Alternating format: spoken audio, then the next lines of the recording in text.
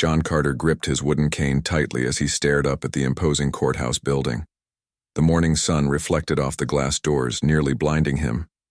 He took a deep breath and began the slow climb up the stairs. Each step sent a jolt of pain through his body, reminding him of what he had lost. The prosthetic leg beneath his right pant leg was still new to him, even after 3 years. He had served his country for 12 years, 3 tours in Afghanistan.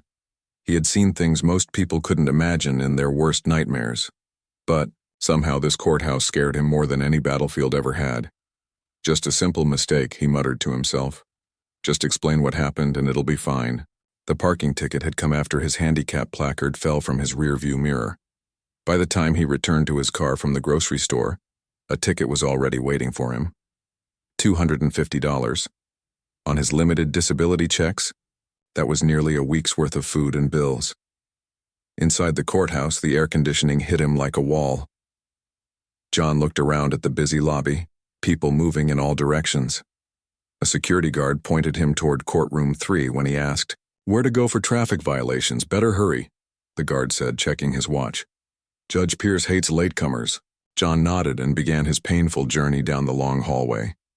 His leg was giving him more trouble than usual today. The pain medication was wearing off, but he hadn't brought more with him. He hadn't expected to be here this long. The courtroom was already packed when John pushed open the heavy wooden door. Every seat was taken, forcing him to stand at the back. He leaned heavily on his cane, shifting his weight to find some relief from the constant ache. A stern-faced man sat at the judge's bench. His gray hair was cut short and neat, and deep lines marked his face.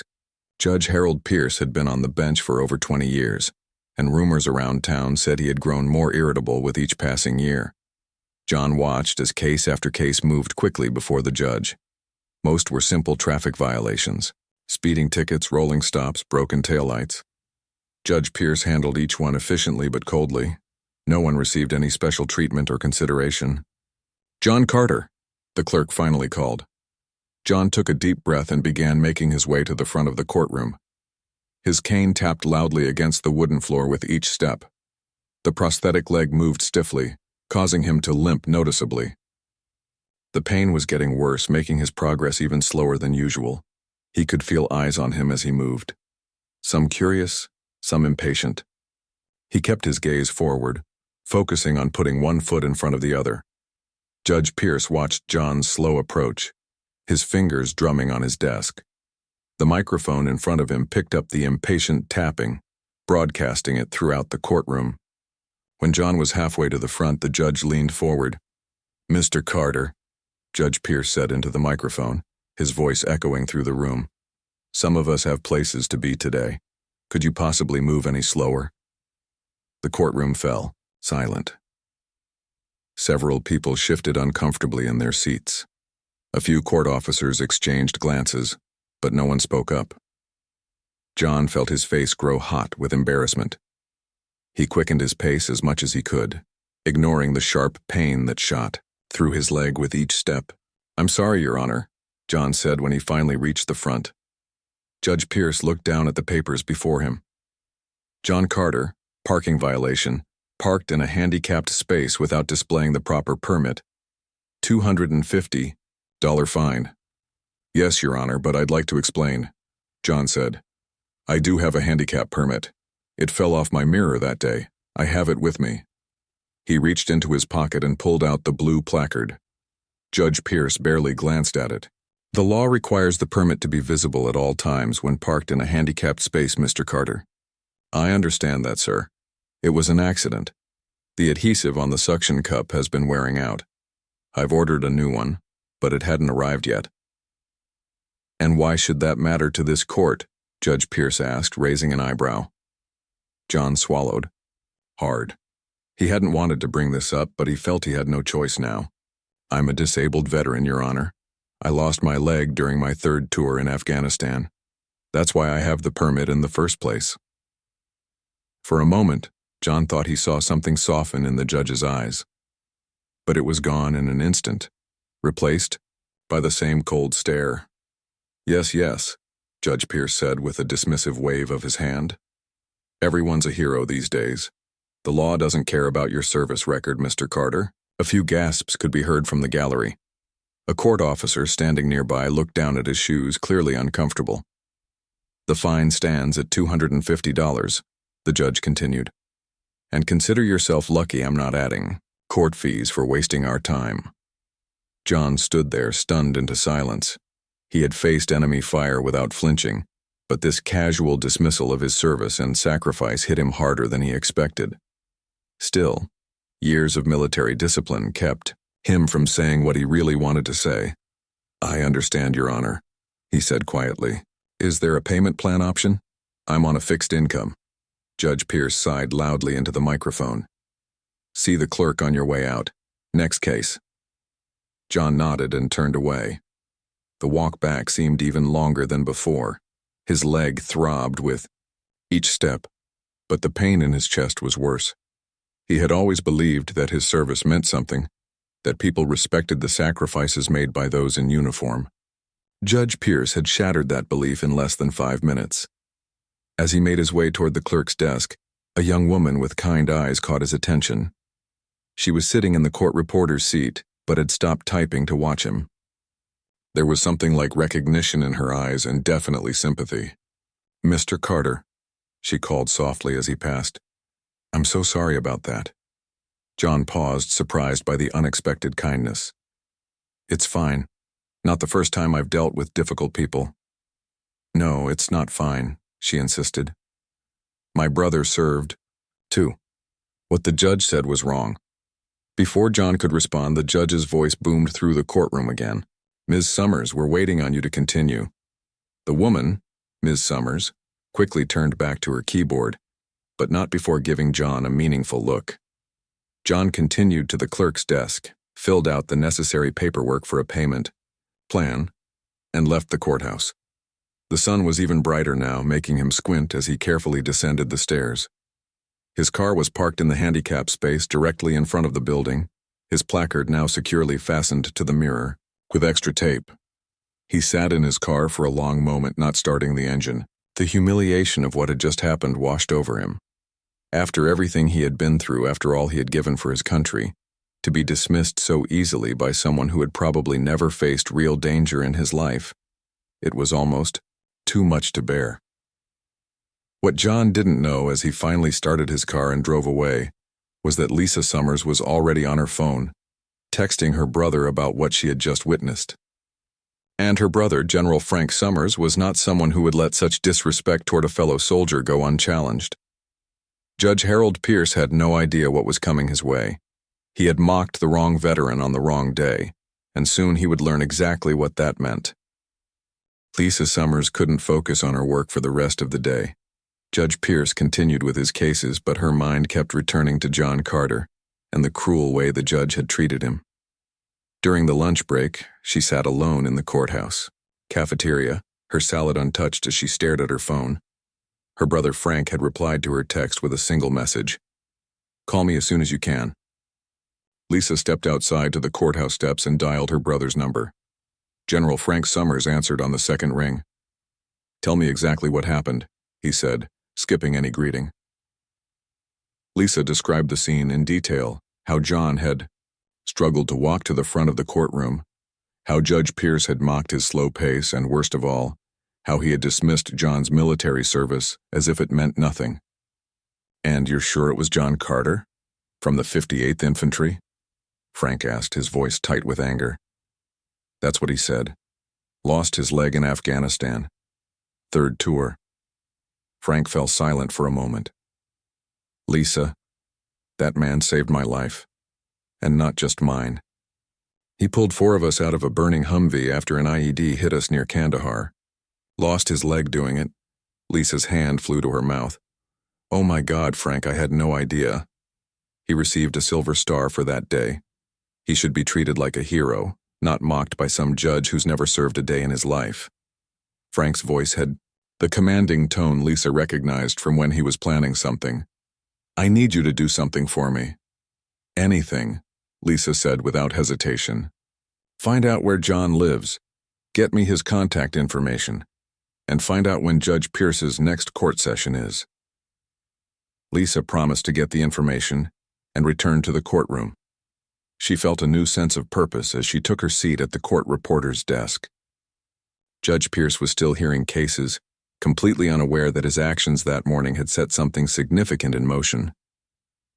After court adjourned for the day, Lisa went to the clerk's office. Betty, the head clerk, had been working there for over 20 years and knew everything about everyone who came through the courthouse. "Betty, I need to find contact information for someone who was in court today," Lisa said casually. "John Carter, disabled veteran. Judge Pierce handled his case this morning." Betty looked up from her computer. "The man with the cane? Poor thing. I heard how Pierce treated him." She lowered her voice. "Between you and me, the judge has been getting worse. Used to be just grumpy, but lately he's been downright cruel." Lisa nodded sympathetically. "Do you have John's information? My brother served with him. Wants to reconnect." Betty hesitated only briefly before pulling up John's file. "Don't tell anyone I gave you this," she said, writing down an address and phone number on a sticky note. "Thanks, Betty. One more thing. When's Judge Pierce's next major court session? The one that usually gets the most attention?" Betty checked the calendar. "Thursday. It's the Henderson case. Local news will probably be here. The mayor's nephew got caught with drugs in his car." Lisa thanked Betty again and left the courthouse. She called her brother immediately with the information. "Perfect," Frank said. "I'm making some calls. Don't say anything to anyone yet." John Carter sat at his small kitchen table staring at the payment plan form from the courthouse. $25 a month for 10 months. It would be tight, but he could manage it. The real cost had been to his pride. His phone rang, startling him. The number was unfamiliar. "Hello?" he answered cautiously. "John Carter?" a deep voice asked. "This is General Frank Summers." John nearly dropped the phone. "General Summers? I don't understand. My sister Lisa was in court today. She saw how Judge Pierce treated you." John closed his eyes, embarrassment washing over him again. "It was nothing, sir. Just a bad day." "It wasn't nothing, John. And Lisa recognized your name. You pulled me out of that Humvee in Kandahar. You saved my life." There was a long pause as John absorbed this information. "You were the captain in the front passenger seat," he finally said, memories flooding back. "I didn't know you made general." "2 stars now," Frank said with a hint of pride that quickly faded. "But that's not important. What is important is how you were treated today. No veteran deserves that kind of disrespect, especially not someone with your record." "It's fine, sir. I'm used to—" "It's not fine," Frank interrupted, echoing his sister's words from earlier. "And I'm not going to let it stand. I have a plan, but I need your cooperation." John listened as Frank outlined what he wanted to do. At first, John protested. He didn't want special treatment or to cause trouble. But Frank was persuasive. "This isn't just about you, John. It's about every veteran who walks into that courtroom. If Pierce treats you that way, how many others has he disrespected? How many will he disrespect in the future?" By the end of the call, John had agreed to Frank's plan. After hanging up, he sat in silence for a long time, wondering what he had just gotten himself into. The next 2 days passed in a blur of phone calls and arrangements. Frank was a man of action and considerable influence. As a 2-star general, with connections throughout the military and government, doors opened when he knocked. On Wednesday evening, John's phone rang again. This time it was Lisa Summers. "Everything's set for tomorrow," she said. "The governor confirmed this afternoon. He'll be there with Frank and several other officers." John's stomach tightened with anxiety. "Are you sure this is a good idea? It seems like a lot of trouble for a Silver Star recipient who was publicly humiliated." "It's the least we can do," Lisa insisted. "Trust me, John. After tomorrow, Judge Pierce will never look at a veteran the same way again. What if he takes it out on me? Makes the fine bigger or something?" Lisa laughed softly. "With the governor of the state watching? Not a chance. Just be there at 9 a.m. sharp. Wear your service medals if you have them." After they hung up, John went to his closet and pulled out a small wooden box. Inside were his medals, the silver star among them. He hadn't looked at them in years. Too many painful memories attached to each piece of metal and ribbon. But tomorrow, he would wear them proudly. At the state capitol, Governor Paul Davidson was having a final briefing with General Summers and his staff. Davidson, a Navy veteran himself, had been outraged when he heard about Judge Pierce's behavior. "This judge needs to understand that in this state we honor our veterans," the governor said firmly. "We don't mock them for injuries sustained in service to their country." Frank nodded in agreement. "Judge Pierce has a reputation for being harsh, but this crossed a line. And John Carter isn't just any veteran. What he did in Afghanistan saved 4 lives, including mine. He deserves better." The governor looked at his schedule for the next day. "I've cleared my morning. We'll arrive at the courthouse at 9:15, after the session has started but before Carter's case is called." Frank smiled grimly. Pierce won't know what hit him. Across town, Judge Harold Pierce was at home, reviewing cases for the next day. The Henderson case would take up most of the morning. Drug possession by the mayor's nephew was a delicate matter. He noted a few other routine cases, including a follow-up on John Carter's payment plan. Pierce frowned slightly, vaguely remembering the man with the cane, another veteran claiming special treatment. He'd seen hundreds like him over the years. The judge closed his files and went to bed, completely unaware that the next day would change the course of his career forever. As dawn broke on Thursday, 4 separate alarms went off across the city. John Carter carefully pinned his medals to his best suit jacket. Lisa Summers packed her court reporter bag with an extra recorder, just in case. General Frank Summers and 3 other high-ranking officers dressed in their full formal uniforms, medals gleaming. And Governor Paul Davidson reviewed his prepared statement one last time before stepping into his official car. Judge Harold Pierce was about to learn a powerful lesson about respect, service, and the consequences of mocking a hero. Thursday morning arrived with clear skies and unusually heavy traffic around the county courthouse. News vans lined the street, their satellite dishes extended toward the sky. Reporters stood in small groups near the entrance, checking equipment and rehearsing their opening lines.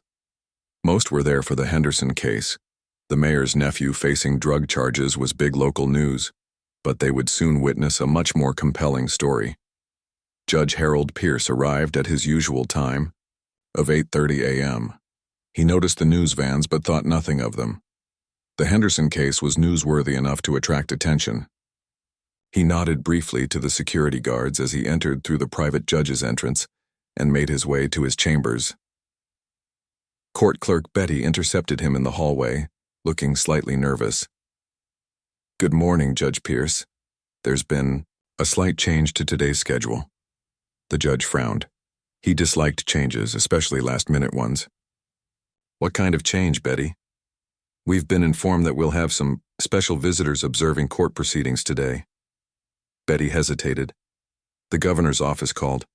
Governor Davidson will be attending." Judge Pierce's eyebrows shot up. "The governor? Here? Why wasn't I informed earlier?" "The call only came in late yesterday afternoon, sir. They didn't specify why he's coming, just that he wants to observe how the county courts are functioning." Judge Pierce straightened his tie, a mixture of annoyance and concern crossing his face. The governor could influence judicial appointments and court funding. This unexpected visit could be an opportunity or a threat. "Very well," he said, regaining his composure. "Make sure the courtroom is in perfect order.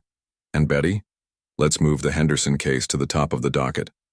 Best to show the governor how we handle high-profile cases." Betty nodded but didn't move. "There's one more thing, sir. The governor specifically requested that we not change the order of cases. He wants to see a typical day in court." Judge Pierce's frown deepened. "Fine. We proceed as scheduled then." At 8:45 a.m., John Carter parked his car in the handicap space directly in front of the courthouse. His hands trembled slightly as he pinned the last of his medals to his jacket. The silver star gleamed in the morning sunlight. He hadn't worn it since the ceremony where it was awarded, and the weight of it felt strange against his chest. As he made his way up the courthouse steps, he spotted Lisa Summers waiting for him at the entrance. She smiled warmly when she saw him. "You came," she said, relief evident in her voice. "Didn't have much choice," John replied with a nervous smile. "Your brother can be very persuasive." Lisa glanced at her watch. "They'll be here in about 30 minutes. Frank wants you seated in the back of the courtroom until they arrive. Then one of his aides will come get you for your entrance." John nodded, his anxiety growing. This still feels like a lot of fuss over nothing. Lisa's expression turned serious. "It's not nothing, John. What happened to you in this courthouse was wrong, and my brother says it's part of a pattern with Judge Pierce. You're not the first veteran he's treated badly." Inside the courtroom, people were already filing in. The Henderson case had drawn a larger crowd than usual. News reporters sat in the front row, notebooks ready. Court officers stood at attention along the walls, their posture slightly stiffer than normal. Word of the governor's visit had spread. Lisa guided John to a seat in the back corner, partially hidden from the judge's direct line of sight. "Wait. Here," she whispered before heading to her court reporter's desk at the front. At precisely 9 a.m., Judge Harold Pierce entered the courtroom. "All rise," called the bailiff, and everyone stood as the judge took his seat at the bench. "Be seated," Pierce said, surveying the crowded room. His eyes lingered momentarily on the reporters before he turned his attention to the docket before him. First case, State versus Henderson. As the young defendant and his attorney approached the bench, the courtroom doors opened quietly. Several people in military dress uniforms slipped in and took seats in the back row. No one paid much attention to them. All eyes were on the Henderson case. Judge Pierce was in rare form, perhaps aware of the extra scrutiny. He was fair but firm with the mayor's nephew, setting a preliminary hearing date and denying the defense attorney's request for special consideration due to the defendant's family connections. The law applies equally to everyone, regardless of who their uncle might be, Pierce declared, seemingly unaware of the irony given his treatment of John just days earlier. As the Henderson case concluded, an aide whispered something to the bailiff, who then approached the bench and passed a note to the judge. Pierce read it, his expression shifting from confusion to alarm. "This court will take a brief 10-minute recess," he announced suddenly. In his chambers, Judge Pierce paced nervously. The note had informed him that not only was the governor in the building, but he was accompanied by several high-ranking military officers, including a 2-star general. This was no routine visit. Betty knocked and entered without waiting for permission. "Judge Pierce, the governor is requesting to speak with you before court resumes." Pierce nodded stiffly. "Send him in." Moments later, Governor Paul Davidson entered, followed by General Frank Summers. Both men's faces were serious, their posture rigid. "Judge Pierce," the governor said coolly, extending his hand. "Thank you for making time for us." Pierce shook, the offered hand noting the firm grip. "Governor, this is an unexpected honor. What brings you to my courtroom today?" The governor exchanged a glance with General Summers before answering. "We're here about a matter of respect, Your Honor. Specifically, the respect due to those who have served our country."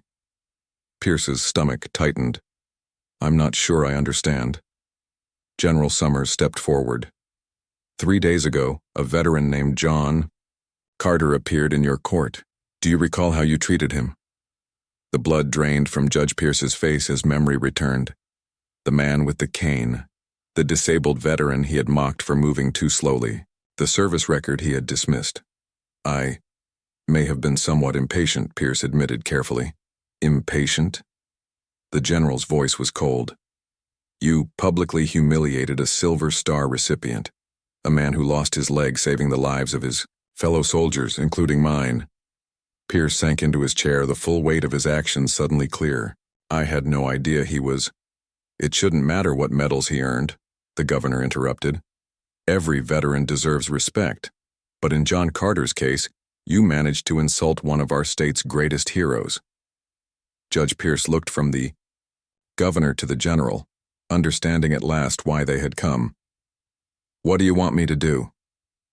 First, you're going to listen, General Summers said, pulling a folder from under his arm. This is John Carter's military record, his commendations, the report of the action that cost him his leg and earned him the Silver Star. For the next 5 minutes, Pierce listened in growing shame as Summers described John's heroic actions in Afghanistan, how he had pulled 4 soldiers from a burning vehicle under enemy fire, how he had applied tourniquets to 2 of them while bleeding heavily himself, how he had refused evacuation until the others were safely aboard the medevac helicopter.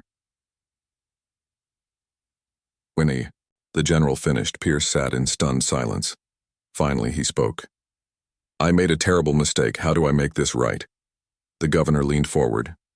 When we return to the courtroom, you will call John Carter's case first. You will publicly apologize for your behavior. You will dismiss his fine.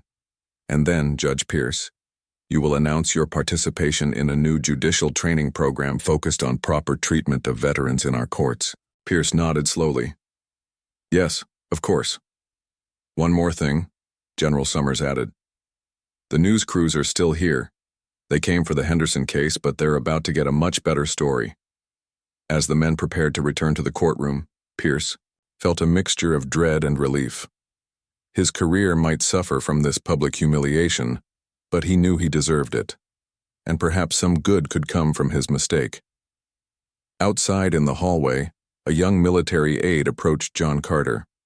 Sir, it's time. The general wants you front and center when court resumes. John stood leaning on his cane, his medals catching the light from the overhead fixtures. As he followed the aide toward the courtroom doors, he noticed a group of people waiting nearby, men and women in military uniforms, some with visible injuries similar to his own. One sat in a wheelchair, a folded American flag in his lap. Who are they? John asked the aide. Other veterans from the area, the young man replied. General Summers invited them. You're not alone in this, sir. For the first time since entering the courthouse days ago, John stood tall, his grip on his cane firm and steady.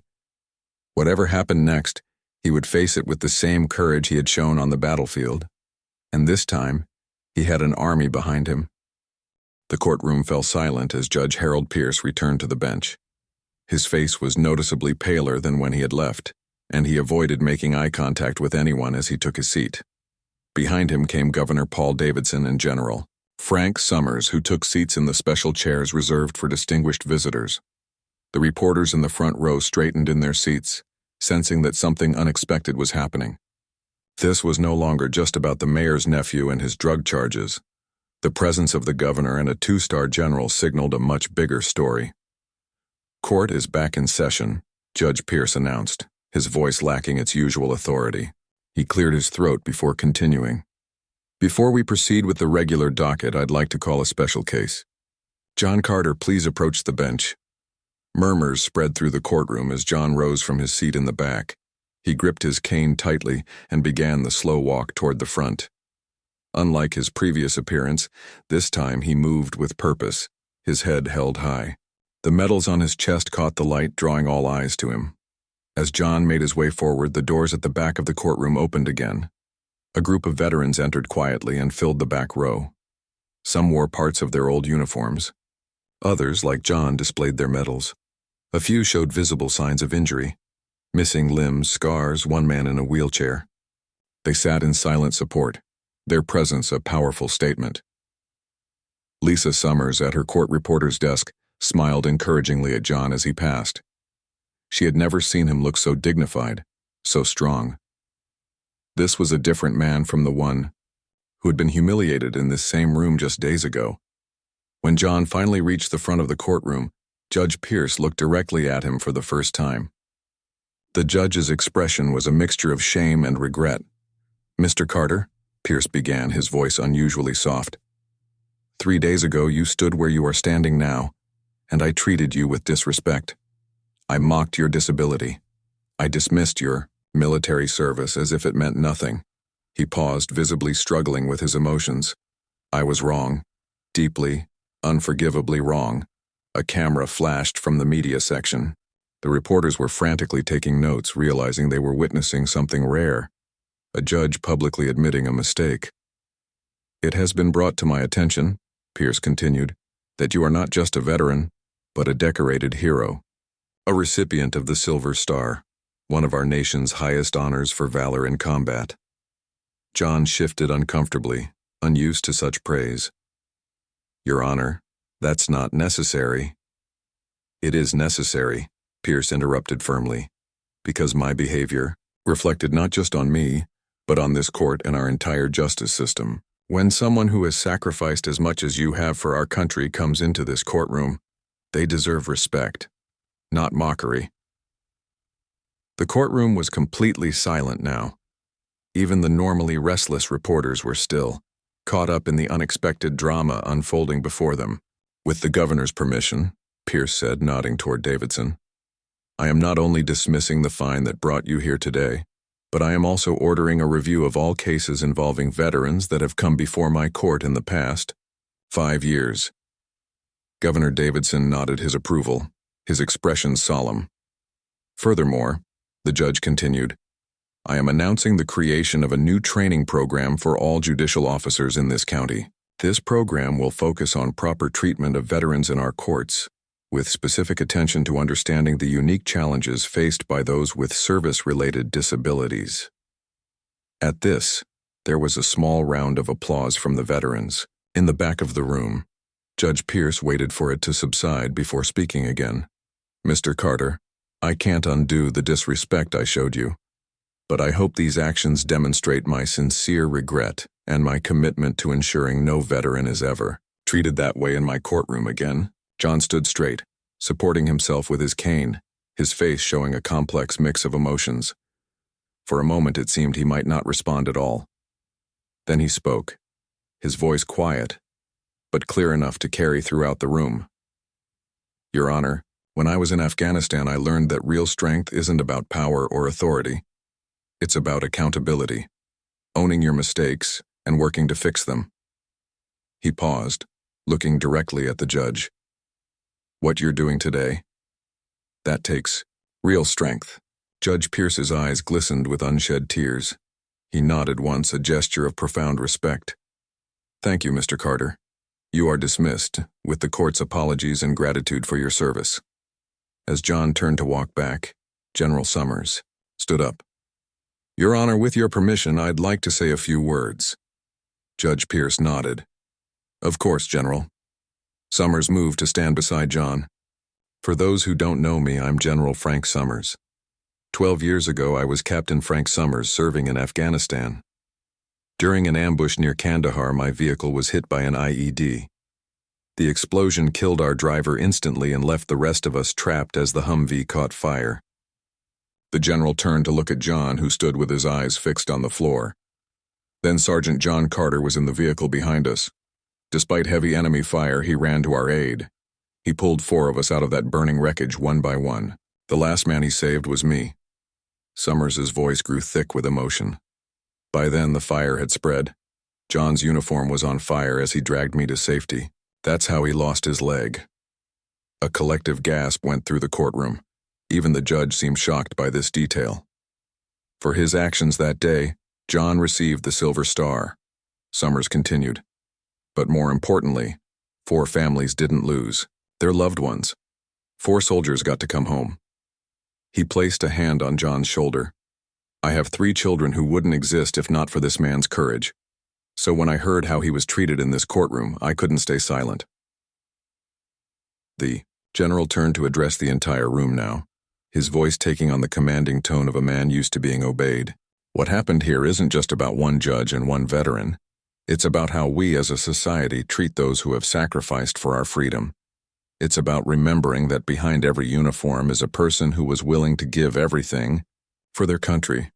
The veterans in the back of the room nodded in solemn agreement. One man in a wheelchair raised his hand in a silent salute. "Judge Pierce's actions today are a step in the right direction," Summers concluded, "but let this be a reminder to everyone in this room, and everyone who hears about what happened here, that respect for our veterans isn't optional. It's essential." With that, the general returned to his seat. Governor Davidson stood next, adding his official support to the initiatives Judge Pierce had announced. He promised state funding for the new judicial training program and suggested it might become a model for courts throughout the state. As the formal proceedings continued, John made his way back to his seat. The veterans who had come to support him nodded in recognition as he passed. No words were needed. They understood what this moment meant. Lisa Summers caught his eye as he sat down, giving him a subtle thumbs up. Her brother had done exactly what he promised. Judge Pierce had been humbled, but more importantly, something positive would come from John's humiliation. In the front of the courtroom, reporters were already slipping out to file their stories. By evening, what had happened would be on local news. By tomorrow, it might reach national outlets.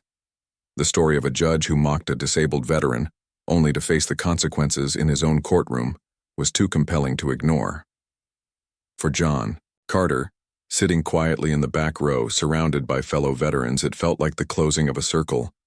The pain and humiliation of his first appearance had been transformed into something meaningful, something that might help other veterans who would come after him. As court proceeded with its regular business, John felt a weight lifting from his shoulders. For the first time since returning from Afghanistan, he felt truly seen, not as a victim or a charity case, but as what he had always been, a soldier who had done his duty no matter the cost. The story of Judge Pierce and John Carter spread quickly. By that evening, it was the lead story on every local news channel. By the next morning, several national networks had picked it up. Judge Humbled by Hero read one headline. Silver Star veteran gets justice in courtroom, declared another. John watched the coverage from his small living room, still stunned by how events had unfolded. His phone rang constantly. Old military buddies who had seen the news, reporters, seeking interviews, even a book agent interested in his story. He declined most calls, uncomfortable with the sudden attention. 1 week after the courtroom confrontation, John sat at his kitchen table drinking coffee when there was a knock at his door. He wasn't expecting anyone. Using his cane, he made his way across the room and opened the door to find Judge Harold Pierce standing on his porch. The judge looked different outside his robes, smaller somehow, more human in his simple button-down shirt and khaki pants. He held a small package wrapped in brown paper. Mr. Carter, Pierce said, clearly uncomfortable. I hope I'm not intruding. John hesitated, then stepped back to allow the judge inside. This is unexpected. I know. I probably should have called first. Pierce remained standing awkwardly in the small living room.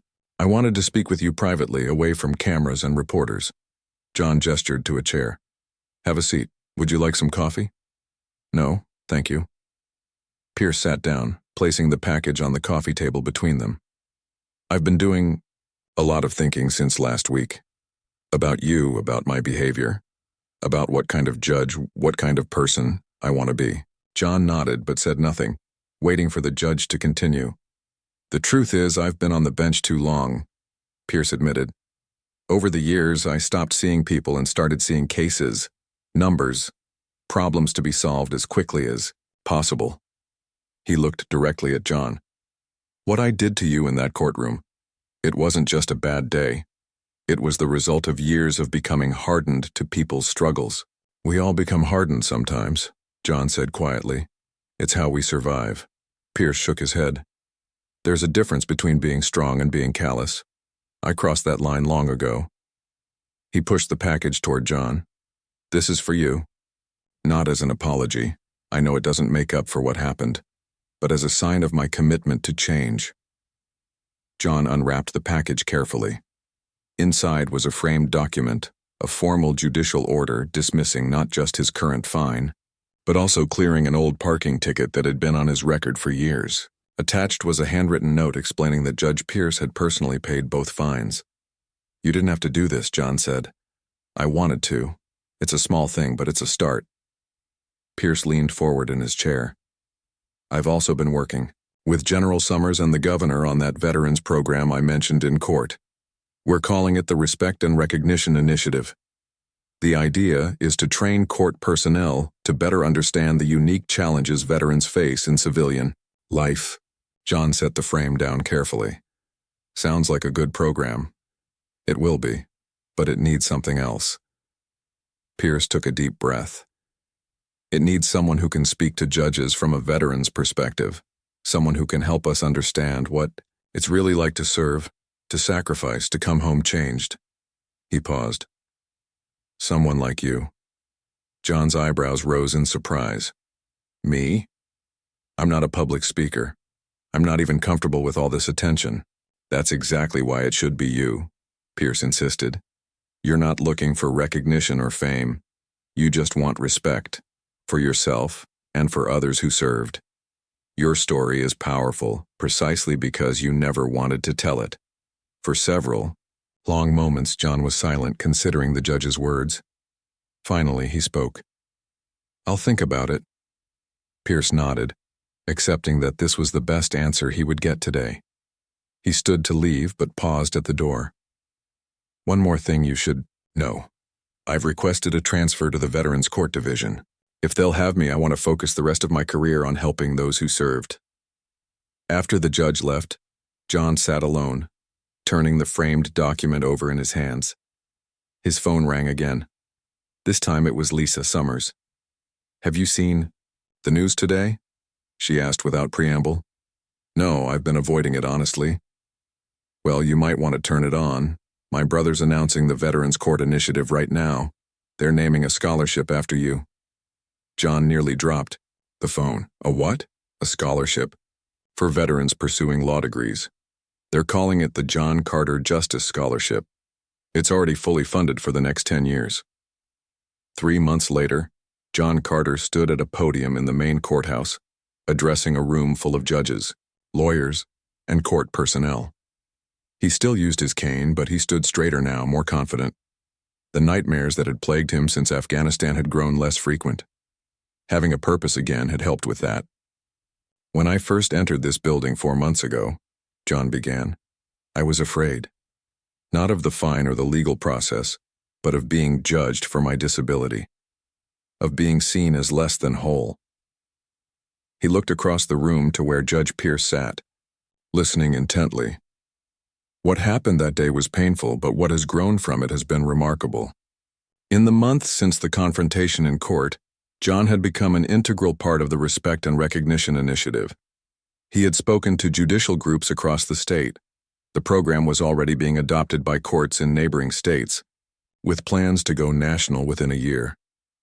The most important thing I've learned, John continued, is that healing happens in unexpected ways.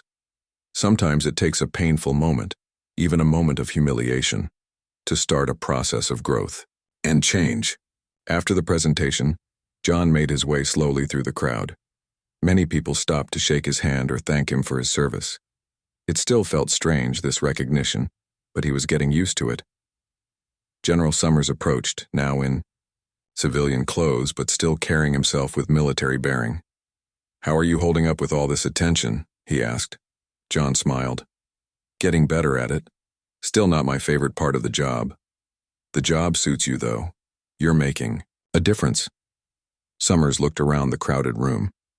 This is going to help thousands of veterans, you know. Your story, this program, it's changing how the system treats people who served. It's not just my story, John said. It's yours too, and Judge Pierce's, and every veteran who's ever felt invisible after coming home. Across the room, Judge Pierce was deep in conversation with Governor Davidson. The judge had indeed transferred to Veterans Court and had developed a reputation for fairness and compassion. The angry, impatient man who had mocked John's disability was gone, replaced by someone who took the time to truly see the people who came before him. Lisa Summers joined them, recorder in hand. She had been documenting the program's development for a special series on veterans in the justice system. Ready for the next stage? She asked. The national rollout starts next month. John nodded. Ready as I'll ever be. As they left the courthouse together, John paused on the steps where his journey had begun, the same steps he had climbed in pain and uncertainty 4 months earlier. He looked back at the building, no longer seeing it as a place of judgment and humiliation, but as a place of transformation. "You know what's strange?" he said to Lisa and her brother. "If Judge Pierce hadn't mocked me that day, none of this would have happened. Sometimes the worst moments lead to the best changes." "General," Summers clapped him gently on the shoulder. "That's been true in every war, every battle, every difficult mission. It's not about never falling. It's about what you build when you get back up." John Carter nodded and continued down the steps, each one easier than they had been before. His legs still hurt. It always would. But the pain no longer defined him. What defined him now was not what he had lost, but what he had helped create. A system where those who had sacrificed for their country would be seen, respected, and understood. As they reached the bottom of the steps, a young veteran in a wheelchair approached. John recognized him from one of the support groups he had recently visited. "Mr. Carter," the young man said, "I just wanted to thank you. I had court last week and the Judge Pierce actually, he treated me with real respect. Took time to understand my situation. It made all the difference." John smiled and reached out to shake the young man's hand. "That's what this is all about," he said. "Making sure everyone who served is treated with the dignity they deserve." As the young veteran wheeled away, John felt a sense of peace he hadn't known since before Afghanistan. The circle was complete. The mockery that had once wounded him had become the catalyst for healing, not just for himself, but for countless others who would never know the hurt of being disrespected in a place where justice was supposed to prevail.